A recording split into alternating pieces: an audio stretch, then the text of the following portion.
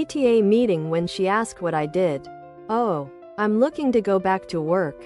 Maybe part-time. Not really sure what I want to do.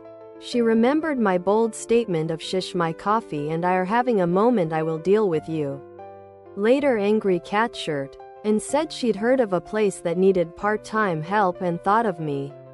"Shhh, my coffee and I are having a moment, I will deal with you later, angry cat shirt." Tank top, V-neck, sweatshirt and hoodie. Just graduated college.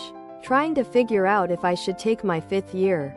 Sitting the bench for a D1 program after a coaching change and paying about 2.5K that I didn't have.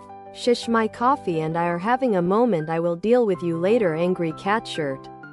It was working out with my old HS buddy who just so happened to live down the street from me. I mentioned how I really needed a job and it was stressing me out. His wife, other product,